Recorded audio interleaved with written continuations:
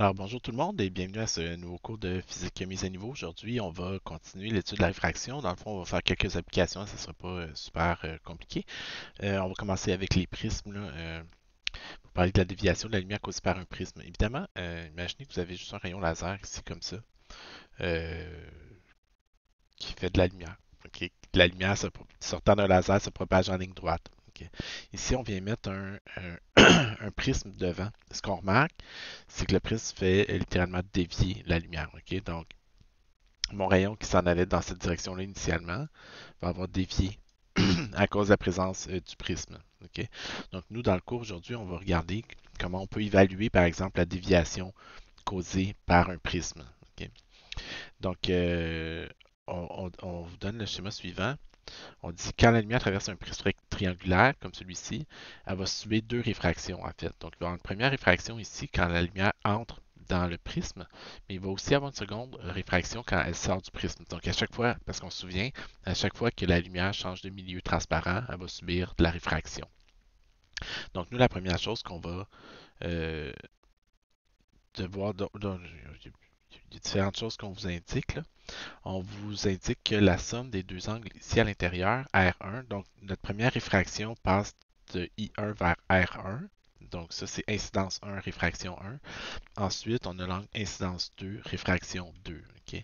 Donc, il va juste falloir évaluer deux réfractions, une à la suite de l'autre. Puis, on vous donne une façon simple de relier les angles R1 puis I2. OK? Donc, la somme des deux doit donner l'angle au sommet A ici. OK? Donc, nous, on va travailler en plus la plupart du temps avec des prismes équilatéraux. Donc, un prisme équilatéral a la propriété d'avoir trois angles internes égaux à 60 degrés. Donc, à 180 divisé par 3, tout simplement. La version évidemment la plus simple de ce problème-là, c'est si on vous donne l'angle d'incidence I1, comme dans l'exemple suivant, l'exemple 1, on dit un rayon lumineux frappe un prisme équilatéral d'indice de réfraction 1.5 à 45 degrés d'incidence, tracez le trajet du rayon, calculez l'angle de réfraction. Donc, nous, ce qu'on va faire, c'est que on va aller ici tracer notre triangle. OK. Puis, voyons, OK. Ça va bien. Hey! OK, je reviens. Bon, je comprends pas ce qui s'est passé, c'est pas grave, on recommence. Donc, on dit on trace le triangle, puis ensuite on va tracer les rayons qui traversent le prisme. Donc, la première chose qu'on vous dit, c'est que vous avez un rayon qui arrive avec un angle d'incidence de 45 degrés par rapport à la normale. Donc, on se souvient, on trace toujours la normale perpendiculaire à la surface. Donc, si mes surfaces sont ici comme ça, nous, la normale, elle va être comme ça ici. Donc, on a un premier angle de 45 degrés ici. C'est ça que ça veut dire. OK? On dit ensuite, à l'intérieur, le rayon va tourner d'une certaine quantité qu'on va évaluer, puis il va faire quelque chose comme ceci. OK. Donc, nous, ce qu'on veut, c'est trouver l'angle de réfraction. Oups. OK. Trouver l'angle de réfraction ici, R1. Donc, pour ça, on sait que N1 fois sin de I1 est égal à N2 fois sin de R1. OK. Donc, moi, mon rayon passe de l'air vers le prisme. Donc, passe d'un milieu d'indice 1 avec un angle de 45, s'en va dans un indice de milieu 1.5 avec un angle de réfraction qu'on cherche à évaluer. Si je fais l'opération ici, je trouve que R1 vaut 28,12 degrés. OK. Donc, mon angle ici, 28,12 degrés. On prolonge le rayon jusqu'à temps qu'il frappe mon deuxième dioptre, ma deuxième surface de séparation. On trace à ce moment-là une nouvelle normale. Ça, c'est mon angle I2. Puis mon rayon va sortir avec un angle de réfraction R2. Donc, première chose que je dois trouver, c'est I2. Nous, ce qu'on nous dit, c'est la somme des deux angles ici doit donner l'angle au sommet qui est de 60 degrés dans mon exemple. Pourquoi ça? En fait, très très brièvement, supposons qu'ici j'appelle cet angle-là alpha, puis l'angle ici bêta. OK? Puis l'angle au sommet A. Si je regarde le triangle en haut ici, j'ai un angle alpha, bêta, puis A. La somme des trois angles doit donner 180 degrés. Mais je sais aussi que, d'autre part, alpha plus R1 donne 90, puis que bêta plus I2 donne 90. OK? Donc, ces deux angles-là ensemble donnent 90, ces deux angles-là ensemble donnent 90. Donc ça veut dire que alpha est égal à 90 moins R1. Ça veut dire que bêta est égal à 90 moins I2. Donc 90 moins I1 plus 90 moins R1, pardon,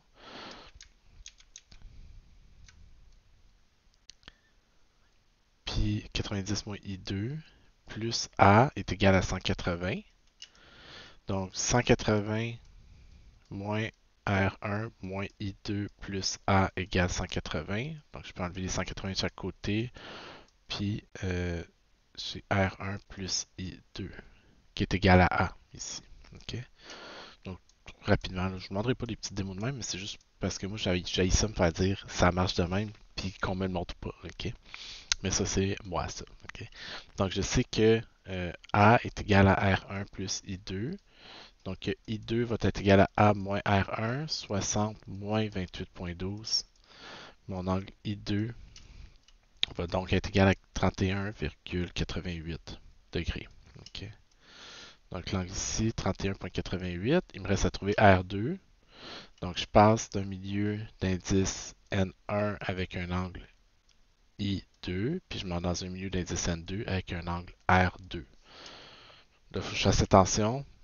Là, je passe d'un milieu 1.5 avec un angle de 31,88. Puis je monte dans un milieu d'indice 1 avec un angle inconnu. R2 est donc égal à 52,38 degrés. Donc mon rayon ici sort à 52,38 degrés. Donc ça c'est le chemin qui va avoir été pris par le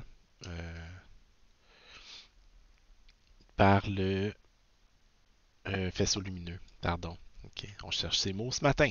OK.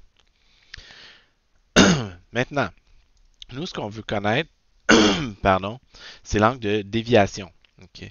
Donc, justement, comme je vous disais tantôt, imaginez que le rayon arrive comme ça. Puis comment il se compare quand il est comme ça? Donc, ce que je veux faire, c'est comparer la direction du rayon ici, pas dévié, avec la direction du rayon dévié.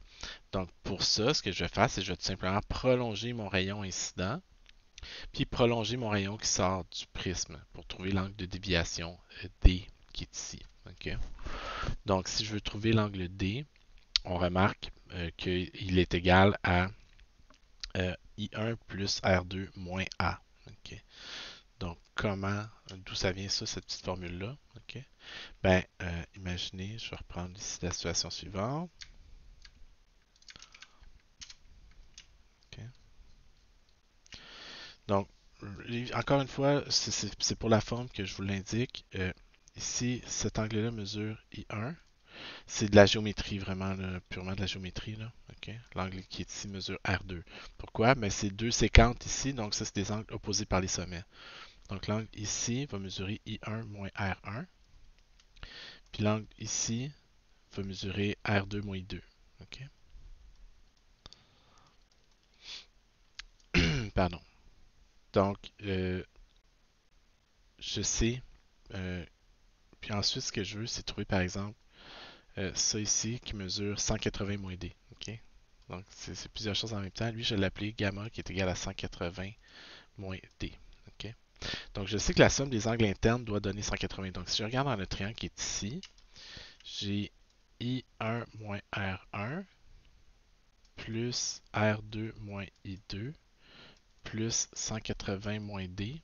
Donc, tout ça additionné doit donner 180. OK? Donc, c'est dans le triangle ici là, que je travaille. OK? Donc, ça mesure I1 moins R1. Ça mesure R2 moins I2. Ça mesure 180 moins D. La somme des trois doit donner 180. Donc, les 180 s'annulent de chaque côté. Puis on trouve quoi? I1 moins R1 plus R2 moins I2 est égal à D. Okay? Mais ce qu'on a vu juste auparavant, pardon, c'est que R1 plus I2, okay? R1 plus I2 doit donner A. Okay? Donc, euh, donc j'ai I1 plus R2 moins R1 plus I2 est égal à D. Donc j'ai ça c'est A. Donc j'ai D est égal à I1 plus R2 moins A. Okay. Donc ensuite, je suis capable d'évaluer rapidement la déviation de n'importe quel prisme. OK. Donc, encore une fois, là, je ne vous demanderai pas de faire ces démos-là en examen. Premièrement, je viens de les faire là, fait que vous auriez juste à copier la démo que je vous ai faite. Mais non, c'est ça. Donc, ce qui est plus intéressant pour nous, par contre, c'est les conditions de déviation minimale puis maximale. OK. Donc, comment est-ce qu'on peut maximiser ou minimiser la déviation? OK. Donc, nous, on vous dit deux cas. Le premier cas, c'est comment est-ce qu'on peut maximiser la déviation de la lumière. Ben, c'est que si notre rayon ici sort. Attends une seconde, il faut que je réussisse. En longeant. Oh, en longeant le plus possible. Je ne sais pas qu'elle l'ajuster parfaitement. Là. Bon, comme ça. Donc là, c'est là que j'ai la déviation maximale causée par mon prisme. OK? Donc, comme ça, là, la lumière ne peut pas dévier plus que ça. OK? Parce que si elle dévie plus que ça, qu'est-ce qui se passe? Ben, on l'a vu, là, elle subit de la réflexion totale interne dans la face interne du prisme, puis elle ressort par le bas du prisme. Nous, on veut pas ça, on veut vraiment qu'on ait la déviation ici, là, la plus grande possible. Donc, je l'avais. Bon, en tout cas, vous comprenez le principe. OK? Donc, c'est quand le rayon sort vraiment là, le plus proche de 90 degrés possible. Donc, quand R2, la déviation est maximale. Oups, je ne suis pas dans la bonne fenêtre ici. OK. Donc, la déviation est maximale.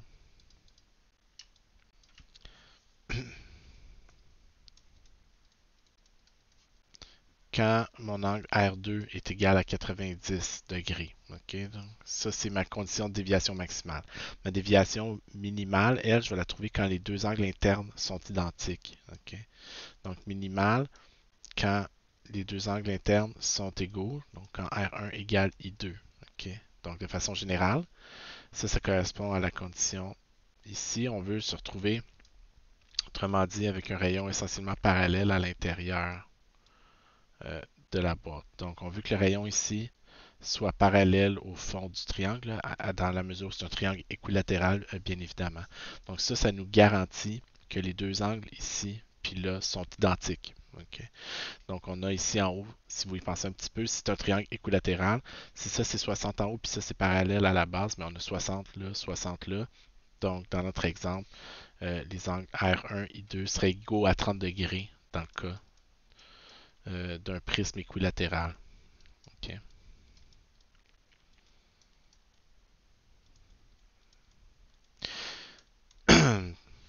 Bon. Évidemment, pour la condition maximale, on impose une condition à la sortie. Donc, il faudrait qu'on parte de là, qu'on remonte jusqu'à I1. Des fois, c'est plus simple juste de s'imaginer la situation le renversée miroir. Imaginez que vous avez un rayon qui arrive à 90 puis qui rentre dans le prisme. Bon, pourquoi il rentre dans le prisme là, c'est pas super important, mais c'est juste que pour vous dire, comme le comportement de la lumière est symétrique, qui aille dans une direction ou dans l'autre, ben, pour la simplicité, nous, ce qu'on peut faire, c'est juste supposer que le rayon arrive à 90 puis rentre dans le prisme, tout simplement.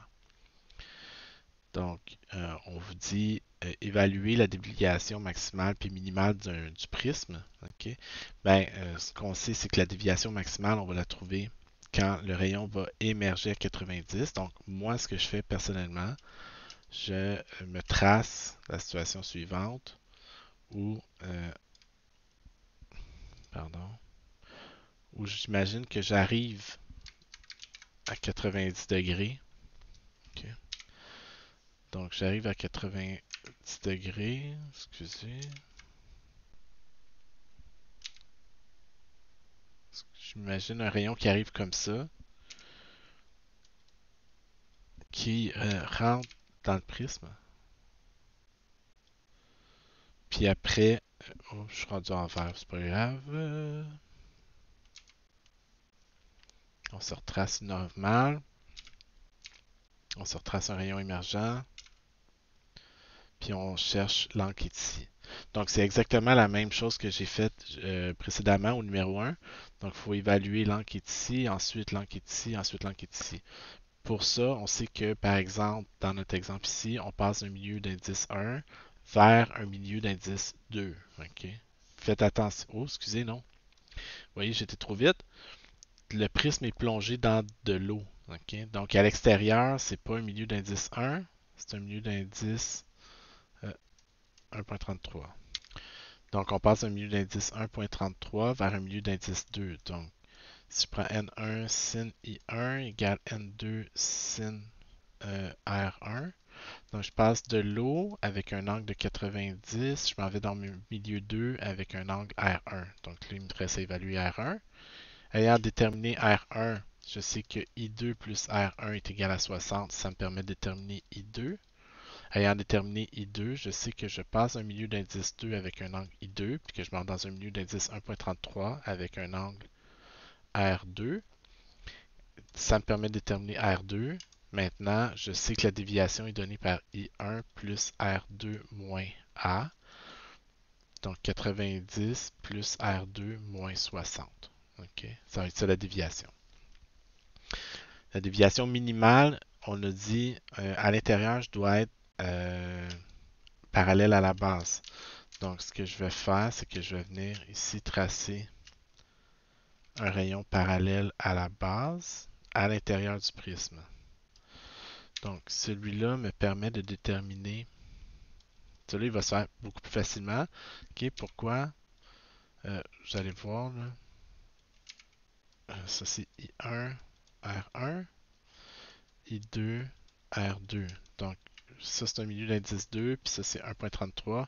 R1 et I2 sont égaux à 30 degrés. OK, on se souvient pourquoi? Parce que R1 plus I2 doit donner l'angle au sommet qui est de 60. Comme les deux sont identiques, ben, il faut que 2R1 soit égal à 60, donc que R1 soit égal à 30. Donc, sachant ça, je peux regarder par exemple soit la première, soit la deuxième. C'est pas bien important. J'arrive, mettons, si je regarde la première ici, je passe d'un milieu d'indice 1.33 avec un angle d'incidence I1, puis je m'en vais dans un milieu d'indice 2 avec un angle de réfraction R1 égal à 30. Donc, ça me permet de trouver I1 ici. OK? Mais si je remarque, I1 et R2 sont identiques. OK? C'est aussi égal à R2 parce que la situation est complètement symétrique. Donc, autrement dit, j'ai juste besoin de faire un petit calcul. Ça me permet de trouver en même temps I1 et R2. Puis de là, je peux trouver facilement la déviation qui est I1 plus R2 moins A. OK? Pardon. Donc, et voilà. Euh, vous ferez l'exemple numéro 3. Puis on parle maintenant de la dispersion de la lumière par un prisme. OK? La dispersion de la lumière par un prisme, ça sera super bien illustré ici. Je suppose que, bon, si vous avez jamais écouté cet album-là, vous irez le faire, ça pourrait être un devoir, ok? L'album Dark Side of the Moon, la pochette probablement la plus connue de l'histoire des pochettes de musique, ok? Des pochettes de musique, pour ceux qui savent pas c'est quoi, c'est à l'époque où ils se vendaient des CD physiques, puis des cassettes physiques, puis les artistes se donnaient la peine de faire des pochettes pour leurs albums, ok? Bon, mais ceci dit, c'est vraiment quelque chose qu'on observe. Donc, si on fait passer la lumière euh,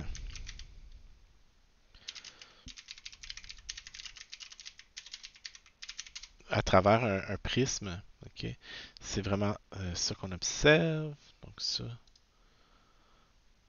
ok. Non, je ne vais pas commander des cossins sur. Ok, donc si vous faites passer la lumière la lumière blanche qui arrive ici, vous remarquez, là, bon, il y a des effets ici, là, mais ici, la lumière est toute étalée en un arc-en-ciel. Ok. Pourquoi les prismes ont cette propriété-là? Ok. En fait, c'est parce que on n'a pas parlé en détail à date, mais l'indice de réfraction à l'intérieur du prisme, là, par exemple, on disait pour du verre, c'est 1.5. Ben, on triche un petit peu. C'est légèrement différent d'une couleur à l'autre. Donc, les différentes couleurs dans l'arc-en-ciel vont avoir différents indices de réfraction à l'intérieur du prisme. Puis évidemment, si l'indice de réfraction est un petit peu plus petit, ben, la lumière va avoir tendance à moins dévier. Donc, si tous les faisceaux de toutes les couleurs arrivent ensemble, comme dans de la lumière blanche, ce qui va sortir à l'autre bout va avoir été séparé en fonction de la longueur d'onde, en fait, techniquement, là. Ici, la couleur est donnée par la longueur d'onde. Donc, c'est pour ça que la lumière a tendance à étaler à s'étaler, pardon, dans un arc-en-ciel en traversant un prisme. Parce que l'indice de réfraction dépend précisément de la longueur d'onde ou de la couleur de la lumière qui traverse, qui compose le faisceau. Ça, c'est ce qu'on appelle une relation de dispersion. C'est pas super important pour nous, mais ce qui est important de comprendre vraiment, c'est plus ça, c'est que la lumière est dispersée par le prisme parce que l'indice de réfraction dépend de la longueur d'onde. Donc, vous ferez les exemples 4 et 5. Comme je vous dis aujourd'hui, c'est pas super compliqué. Vous remarquerez que, pardon, à l'exemple numéro 6, comme à l'exemple numéro 5, ok, euh, votre rayon, quand il arrive ici, qu'est-ce qui se passe? Bon, on va faire l'exemple numéro 5 ensemble, là, vous allez voir. Donc, euh, donc, on vous demande de trouver le parcours du rayon lumineux ici. Ok. Donc, la première chose qu'il faut noter, c'est que quand la lumière change de milieu, on doit déterminer l'angle d'incidence. Ok. Donc, l'angle d'incidence ici pardon, est de combien? Ben, l'angle d'incidence est de 0 degré. Ok. Pourquoi? Parce que la normale est toujours perpendiculaire à la séparation entre les surfaces, puis mon rayon arrive parallèlement à la normale. Donc, mon angle d'incidence I1 est de 0 degré, ce qui mène automatiquement à R1 égale 0 degré. Ce que ça veut dire en français, c'est que mon rayon va continuer son chemin en ligne droite, comme ça. Ok. Donc, quand je dis en ligne droite, je vais essayer de le faire plus en ligne droite. Là. Je ne suis pas super bon tout le temps. Ok. Bref. Ce que je dois faire rendu là, c'est tracer une nouvelle normale. OK. Puis évaluer l'angle d'incidence. Donc l'angle d'incidence, il est où maintenant? C'est l'angle entre la normale puis mon rayon incident, parce que là, il va y avoir de la réfraction ici. Donc ça, c'est mon deuxième angle d'incidence. OK. Quelle est sa valeur? Ben, c'est là que c'est important de noter le 45 degrés qu'on a ici. OK. Si j'ai 90 ici et 45 ici, j'ai donc 45 ici. Puis si j'ai 45 là, ben nécessairement, puis ça c'est 90, I2 doit mesurer 45 lui aussi. Donc, I2 est égal à 45 degrés. Donc, ça mesure 45 aussi. Donc, parfait. Là, mon rayon veut passer du prisme d'indice 1,5 puis pour aller dans l'air. OK? Donc, mon rayon veut passer d'un milieu d'indice 1,5 avec un angle de 45 puis s'en aller dans l'air avec un angle R inconnu. Si vous évaluez ça ici, ça vous donne que R est égal à erreur. OK? Donc, pourquoi? Ben, parce que l'angle dépasse l'angle critique. OK? Si vous vous souvenez. Donc, si on évalue l'angle critique, euh, ben, pardon, je n'évalue pas l'angle critique, là. Ça donne, le produit des deux donne 1,06 est égal à signe de R. Là, si je fais signe inverse, je trouve une erreur de calcul. Donc, ça veut dire quoi? Ça veut dire qu'il va y avoir de la réflexion totale interne, OK, qui va se produire. Donc, mon rayon ne va pas être réfracté, mais il va être plutôt réfléchi. Puis il va être réfléchi avec un angle d'incidence qui est égal à son angle de réfraction 45 ici aussi. Donc 45 ici aussi. Donc nécessairement, il va être parallèle au rayon à la base. Donc il va arriver ici avec un angle de 45. Donc qu'est-ce que vous pensez qu'il va se produire? La réflexion totale interne. Il va rebondir comme ça ici. Puis il va arriver perpendiculaire à la surface qui est ici. Donc il va continuer son chemin en ligne droite comme ça. Donc il va sortir comme ça ici. Donc, il va juste revenir sur ses pas. OK? Ça, c'est souvent ce qu'on appelle des cataphotes. OK? Donc, dans le fond, c'est l'affaire, imaginez que vous avez de la lumière qui rentre, la lumière va être réfléchie dans la même direction. OK? Une application de ça, ça se trouverait être ici. Donc, des cataphotes, c'est des réflecteurs, par exemple, de miroirs, okay? Des réflecteurs de véhicules, des petites lumières comme ça. OK? Donc, des réflecteurs de sécurité, si on regarde microscopiquement, c'est composé de plein de petits prismes à l'intérieur, qui fait que quand une source lumineuse éclaire le cataphote, la lumière va être réfléchie vers la source. Puis, peu importe dans quelle direction, ça réfléchit toujours la lumière vers la source. Donc, c'est vraiment utile pour faire des lampes de sécurité chaque fois que vous voyez des réflecteurs, là, dans le fond. Okay? Un réflecteur, ça émet pas de lumière, mais ça réfléchit super bien la lumière parce que c'est fait d'un matériau qui a un indice de réfraction suffisamment élevé pour que la lumière qui rentre dedans ressorte dans la même direction. Okay? Donc, c'est vraiment un beau petit gadget. Évidemment, si le prisme est de 1.5, un milieu d'indice 1.5 ici, puis que le rayon arrive comme ça, qu'est-ce que vous pensez qu'il va arriver? Il va arriver au fond ici, subir une réflexion totale interne, puis ressortir vers le haut. Donc ça aussi, c'est souvent une façon de fabriquer, par exemple, des périscopes, ok, avec deux prismes. Vous avez la lumière qui rentre dans le sommet du périscope, qui est réfléchie, puis qui sort dans le fond. Pourquoi on ne prendrait pas juste des miroirs dans ce cas-là, par exemple? Ok. Ben, en fait, on le dit ici, les miroirs réfléchissent pas 100% de la lumière. Ok. Ça peut paraître bizarre un petit peu, mais les meilleurs miroirs réfléchissent pas 100% de la lumière. Ils vont réfléchir proche de 100% des fois, mais pas exactement ça. Tandis qu'un prisme, la réflexion totale interne, elle est littéralement parfaite, donc elle va réfléchir toute la lumière. Donc c'est pour ça qu'on va avoir tendance à travailler avec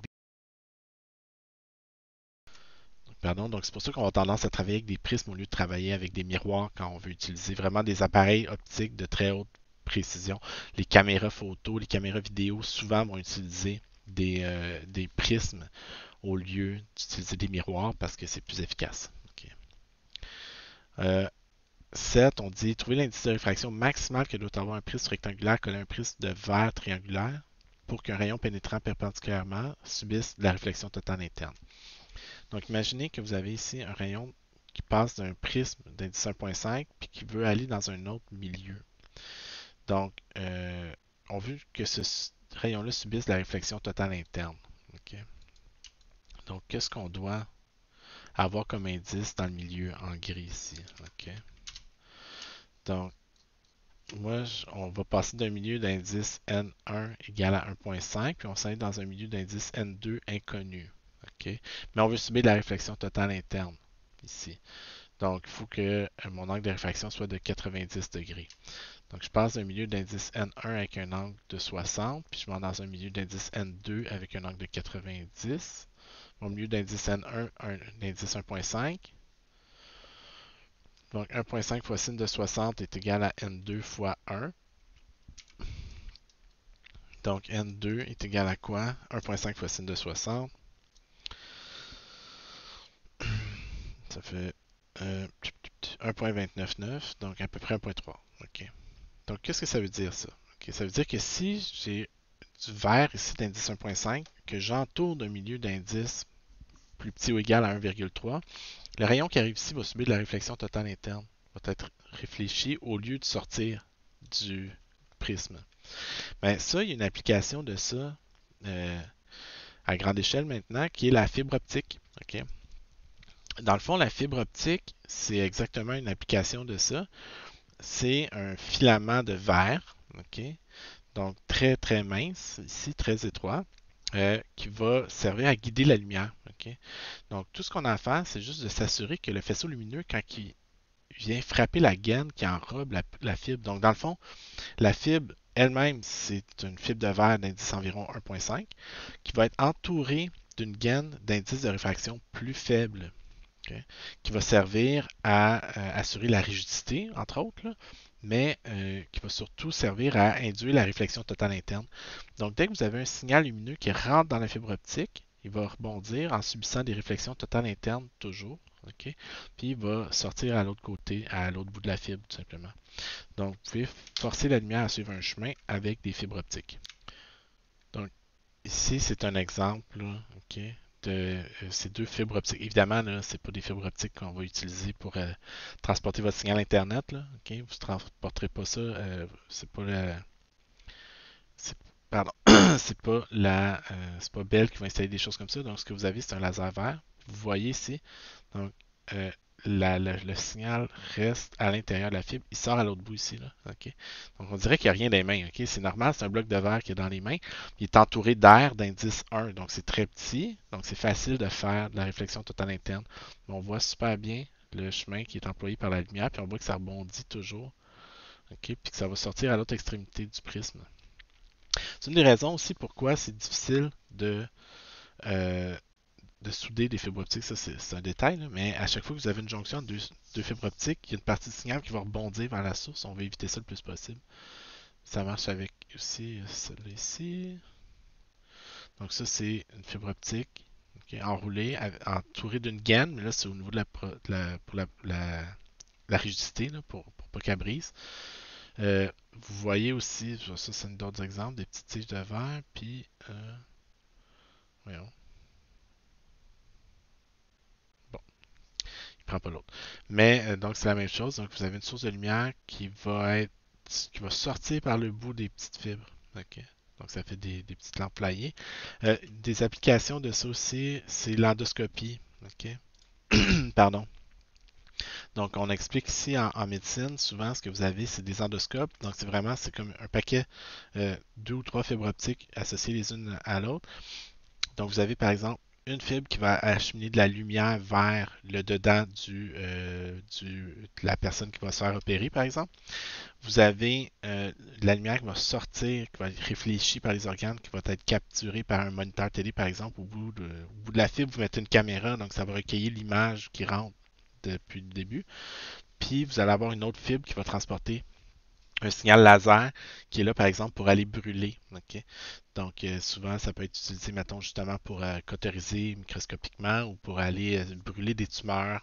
Euh, Dans ce cas-là, vous regardez, vous spottez la tumeur que vous voulez brûler, puis une fois que vous êtes à la bonne place, que votre fibre est à la bonne place, vous envoyez un faisceau laser à l'intérieur de l'endoscope, puis ça va aller brûler l'organe à, à opérer.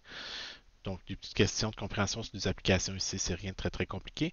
Dernier sujet, la profondeur apparente. Donc, vous remarquez, aujourd'hui, c'est pas le coup où il y a le plus d'exemples à faire, là, nécessairement. Euh, donc, la, euh, par exemple, pourquoi les piscines semblent moins profondes qu'elles le sont réellement? Tu sais, les piscines sont toujours plus profondes que ça a l'air. Quand vous regardez d'en haut une piscine, là, ça n'a jamais l'air si creux que ça, mais pourtant, c'est toujours plus creux que ça l'est réellement. Mais pardon. C'est parce que, imaginez que vous avez, on dit comme exemple, un objet dans le fond de la piscine. Vous êtes ici, ok? Dans une seconde, ça va aller mieux comme ça. Donc, imaginez que vous êtes ici,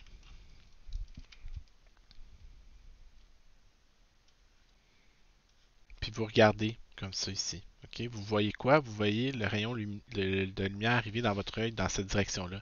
Votre impression, par contre, c'est que l'objet, il se trouve ici. OK? Parce que votre objet se trouve dans le prolongement du rayon lumineux. OK, pour vous. Votre cerveau, lui, là, quand il y a un rayon lumineux qui rentre dedans comme ça, il ne sait pas, lui, que en fait, ce rayon-là provient d'une source plus profonde, puis que la lumière a dévié en subissant de la réfraction en changeant de milieu. Votre cerveau, il réalise pas ça. OK? Donc, pour lui, si un rayon qui arrive comme ça, c'est parce que l'objet se trouve là. OK? Donc, c'est pour ça qu'on compare ce qu'on appelle la profondeur apparente, PA, avec la profondeur réelle ici. OK? Donc, puis les deux sont reliés tout simplement par les indices de réfraction du milieu observateur puis du milieu objet. OK. Donc, nous, ce qu'on vous dit, c'est que profondeur apparente sur profondeur réelle est donné par le rapport entre l'indice du milieu de l'observateur puis l'indice dans le milieu de l'objet. Comment faire pour le savoir? Ben, la profondeur, quand vous êtes dans l'air, puis vous regardez dans l'eau, ça a toujours l'air moins profond que celui-là. Donc, PA est toujours plus petit que PR. Donc, je vais prendre l'indice de l'observateur, souvent de l'air, sur l'indice de l'objet dans l'eau dans ce cas-là. Donc, la profondeur apparente, c'est 1 sur 1,33 dans notre exemple fois la profondeur réelle. OK, simplement. Pardon. Donc, on dit une pièce de monnaie se trouve dans un verre d'eau à 12 cm sur la surface. Quelle est la profondeur apparente de la pièce de monnaie pour un observateur dans l'air? Ben, notre profondeur apparente serait de 1 sur 1,33 multiplié par 12. OK? Donc, essentiellement, à peu près 9 cm. OK. Ordre de grandeur ici, là. OK, c'est pas 9,02. OK, c'est pas même grave. On donne le. Oh, il n'y a pas d'exemple 16. OK. Bon, c'est pas la fin du monde. Je sais pas pourquoi il n'y a pas d'exemple 16. Là. La pagination, là, c'est pas mon point fort. OK. Donc, problème 17. Ici, on dit une personne couchée dans le fond d'une piscine regarde une mouche au plafond. Le plafond est à 4 mètres de la surface, la piscine fait 3 mètres de profond. Donc, moi, ce que je vous suggère de faire dans des affaires comme ça, là, évidemment, vous l'aurez deviné, faites-vous des dessins. On a le plafond, on a la surface qui sépare, puis on a le fond de la piscine. OK?